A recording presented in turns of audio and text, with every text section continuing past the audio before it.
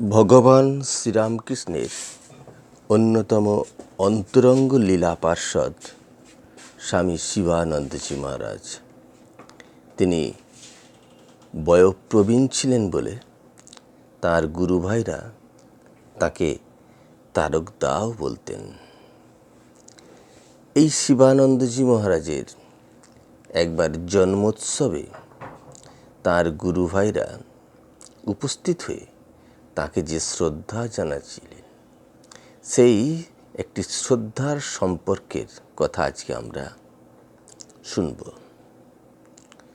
সেটি স্বামী অভেদানন্দজি মহারাজ এর সঙ্গে শিবানন্দ মহারাজের কি সম্পর্ক ছিল গভীর, সেটাই এই ঘটনাতে আমরা জানতে পারব।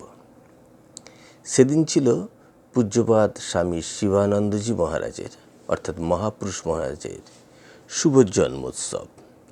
তাই সেই উপলক্ষে স্বামী অভেদানন্দজি মহারাজ বেলুড় মঠে গিয়েছেন। উদ্বোধন হতে পূজনীয় স্বামী শারদানন্দ মহারাজও সেই উপলক্ষে সেখানে গিয়েছিলেন। সারাদিন আনন্দ উৎসবের পর এইবার ফিরবার পথে স্বামী অভেদানন্দ মহারাজ ও পূজনীয় শরৎ মহারাজ দুজনে একসঙ্গে গাড়িতে ফিরবেন। গাড়িতে উঠবেন এমন সময় দেখলেন জ্ঞান মহারাজ, স্বামীজির শিষ্য, শ্রী শ্রী ঠাকুরের উপদেশ সম্বলিত একটি ছোট পুস্তিকা প্যাম্পলেট একেবারে বিনামূল্যে না দিয়া 4 পয়সা করিয়ে বিক্রয় করছেন। এটি দেখে স্বামী অভেদানন্দ মহারাজ বেশ রহস্য করে অথচ গম্ভীরভাবে বললেন, জ্ঞান মহারাজ, ব্যবসায় বুদ্ধি ছাড়ো। সঙ্গে সঙ্গে পূজনীয় শরৎ মহারাজও তার সঙ্গে যোগ দিয়ে বললেন, ব্যবসায় আদমিকা বুদ্ধি রেখে হো কুরুনন্দন। জ্ঞান মহারাজ তখন তাদের ওই কথায় বেশ রহস্য অনুভব করলেন। আরেকটি ঘটনা, সেটি সম্ভবত 1931 খ্রিস্টাব্দের ঘটনা। সেবার মহাপুরুষ মহারাজের জন্মদিনে পূজনীয় অভেদানন্দ মহারাজ মঠে এসেছেন তার সঙ্গে দেখা করতে। এক আনন্দের পরিবেশ, উভয়ে পরস্পরকে পেয়ে যেন পরমানন্দময় শ্রীরামকৃষ্ণের দিব্য সান্নিধ্য অনুভব করতে লাগলেন। পরস্পরের সৌহার্দ্যপূর্ণ আলাপের পর স্বামী অভেদানন্দ মহারাজ মহাপুরুষ মহারাজের স্বাস্থ্য সম্বন্ধে জিজ্ঞাসা করলেন। তদুত্তরে মহাপুরুষজি বললেন এবং তা সেই শিবসুলভ প্রাণখোলা কথায় নিজ নিজ অন্তরের গভীর ভাব ও অনুভূতি প্রকাশ করলেন। শিবানন্দ মহারাজ বললেন, শরীরটা বিদ্ধ হয়েছে, নানা রোগ, কিন্তু আমি ভালো আছি, কোনো দুঃখ ক্ষোভ নাই। অনন্ত করুণাময় ঠাকুর একেবারে পরিপূর্ণ করে দিয়েছেন। তাঁর জ্ঞান ভক্তির অতুল ঐশ্বর্য দিয়ে জানিয়ে দিয়েছেন যে এর ভিতরকার সব তিনি, আমি নেই। সব তাঁর ইচ্ছে। তিনি যতদিন খেলবেন এই খোলটা দেহটাকে দিয়ে। তিনি রাখলে থাকতে হবে, ডাকলে যেতে হবে। এই জীব জগৎ তাঁর লীলা, আমরাও তাই। তা ভাই কালী, তুমি কেমন আছো? তোমার শুনছি পায়ে আবার গরম জল পড়ে পুড়ে গিয়েছিল। তোমার অনেকবার পায়ের কষ্ট হয়েছে। একবার পরিব্রাজক অবস্থায় সৌরাষ্ট্রে খালি পায়ে চুলে পায়ে রিংওয়ার্ম পোকা হয়েছিল। তারপর আমেরিকায় আরেকবার পা পুড়ে গিয়েছিল। সব এসে পা ছোঁয়ে, তাই এইসব। তা কিন্তু ওই পা পর্যন্ত লাগে পাপতাপ, এর ওপরে উঠতে পারে না। এই বলে উভয় গুরুভাতা বেশ বালকের মতো উচ্চ হাস্য করলেন।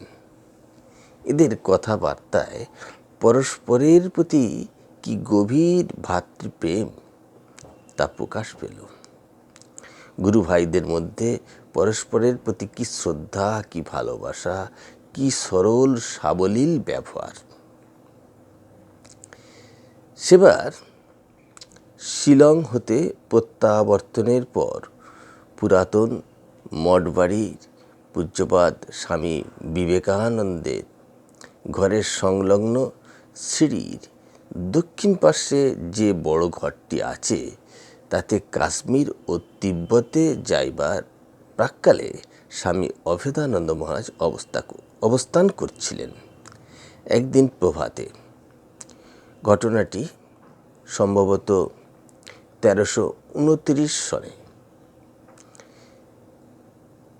একদিন প্রভাতে যখন তিনি চা পান করিতেছিলেন, তখন পূজ্যপাদ মহাপুরুষ মহারাজজি তাহার কাপড়ের জুতোটি পায়ে দিয়ে হাত জোড় অবস্থায় স্বামী অভেদানন্দজির ঘরে উপস্থিত হইলেন।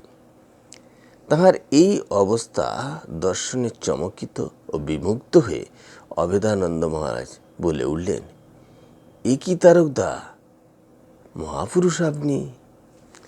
এই উচ্চারণ করি ভাববিহ্বল মহাপুরুষ মহারাজের প্রতি তাকিয়ে রইলেন অভেদানন্দ মহারাজ। তখন পূজনীয় মহাপুরুষ মহারাজ বললেন, ভাই কালী, মায়ের স্তব পাঠ করছিলাম, যে তোমার রচিত প্রকৃতিং পরমাং অভয়াং বরদাং। যখনই মায়ের এই স্তব পাঠ করি, তখনই কি এক আনন্দে ডুবে যাই। যার কণ্ঠ হতে এমন স্তব, এমন সুন্দর মধুর স্তব নিঃসৃত হয়েছে, তাকে দর্শন ও তাঁর প্রতি সম্মান দেখাবার জন্য আমি আজ এখানে এসেছি। তাই ভাই, তোমার কাছে আমি এসেছি। তখন পরস্পরের দৃষ্টিতে যে ভাব প্রস্ফুটিত হয়েছিল, তা কথায় অবর্ণনীয়। একে অপরের প্রতি কি এক শ্রদ্ধার ভাব নিয়ে উভয়কে দর্শন করছেন। স্বামী অভেদানন্দ মহারাজ আমেরিকা হতে ফিরেছেন, বেলুড় মঠে অবস্থান করছেন।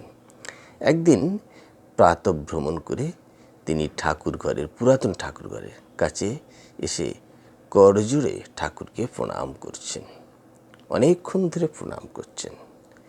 সেই সময় পূজনীয় মহাপুরুষ মহারাজ তার ঘরের পশ্চিম দিকের জানলার রড ধরে দাঁড়িয়ে স্বামী অভেদানন্দের প্রণাম করা দেখছেন।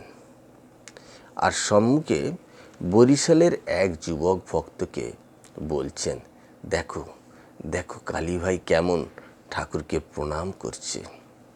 ওর চাল চলন, কথাবার্তা সব স্বামীজির মতো, আমাদের বিবেকানন্দের মতো। এভাবে একে অপরের প্রতি ছিল শ্রদ্ধাশীল। পুরনো দিনের আরও একটি চিত্র আজকে মনে পড়ছে। অভেদানন্দজির সঙ্গে স্বামী শিবানন্দ মহারাজের এই জন্ম মহোৎসব দিনে একটি সাক্ষাৎকার। সেটি 1924 সনের শ্রীরামকৃষ্ণের সাধারণ জন্ম উৎসবের দিন, মার্চ মাসের একটি রবিবার। বেলুড় মঠে সকালবেলা থেকেই অগণিত জনসমাগম। সাধু, ব্রহ্মচারী আর গৃহীভক্ত ঠাকুরকে যারা সেইভাবে শ্রদ্ধা করেন, সেই রকম সংখ্যাতীত লোক আজ শ্রীরামকৃষ্ণ লীলাসঙ্গীদের সঙ্গলাভ দর্শন করে ধন্য হবেন। অর্থাৎ শ্রীরামকৃষ্ণের লীলা পার্শ্বদরা যারা রয়েছেন, তারা একে অপরে মিলিত হচ্ছেন।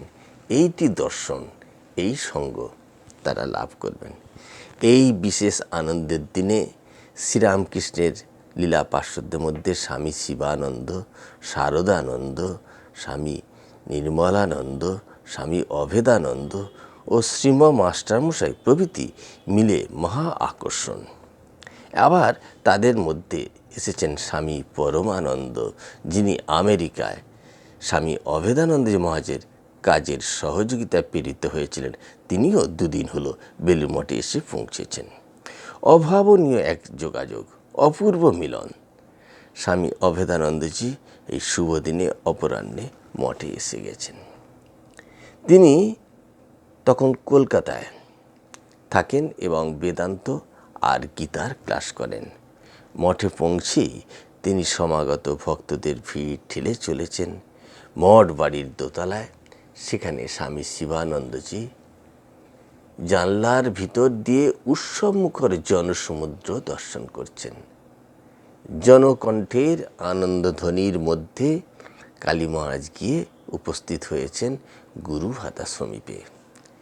মার্চ মাসের গরমে তখন সূত্রপাত হয়েছে, তাই শ্রীনাথ মহাপুরুষজিকে অর্থাৎ স্বামী শিবানন্দ মহারাজকে তাল পাতার পাখায় হাওয়া করছেন। দুই বৃদ্ধ তাপসের মিলন লগ্নে শ্রীনাথের হাতের পাকা স্তব্ধ হয়ে গেল।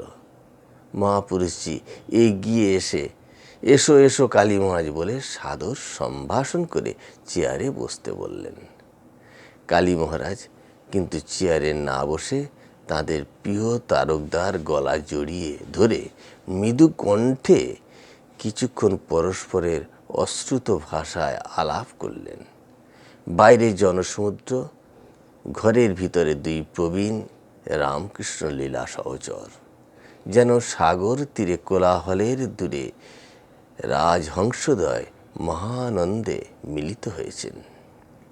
দুজনের চিরদিনের সঞ্চিত প্রীতির কিঞ্চিত বিনিময় একে অন্যের ভাষা অন্তর দিয়ে গ্রহণ করছেন। ভূতলে অতুলে এই মিলন মাধুর্য দেখবার জন্য সহস্র কণ্ঠের হর্ষধ্বনি। সে ধ্বনিতে আকৃষ্ট হয়ে তাপস যুগল জানলায় দাঁড়িয়ে দর্শন দিলেন আর আশিস হস্ত প্রসারিত করে শুভেচ্ছা বর্ষণ করলেন। এদিনের মিলন লগ্নের মূল বরণীয় ও গ্রহণীয় হল অমানিনা মানদেয় ভাবটি। মানি মানির মান দিতে হবে, মানি মানির মান দিতে পারে। তাই দেখি স্বামী শিবানন্দ মহারাজ শ্রীরামকৃষ্ণ সংঘের বয়োজ্যেষ্ঠ পদাধিকারে, তখন মঠ মিশনের তিনি সর্বাধ্যক্ষ। অভিন্ন হৃদয় পৃথির পাত্র কনিষ্ঠ কালী তপস্বী বেদান্তের বাণী প্রচারান্তে বেলুড় মঠে প্রত্যাগত। উভয়ের আচরণে দেখতে পেলাম কি করে শ্রদ্ধা নিবেদন করতে হয় আর কিভাবে তা গ্রহণ করতে হয়। স্বামী শিবানন্দ মহারাজ রামকৃষ্ণ ভক্তমণ্ডলীর কাছে মহাপুরুষ মহারাজ নামে সুপরিচিত। তাঁদের সংক্ষেপ আলাপন, মহাপুরুষজি আজকের বিশেষ দিনে প্রসাদ পেয়েছ তো? তিনি কালী মহারাজকে জিজ্ঞেস করছেন। সেই বিশেষ দিনে গেছেন, মহারাজের সঙ্গে আলাপচারিতায় কথাগুলি হচ্ছে।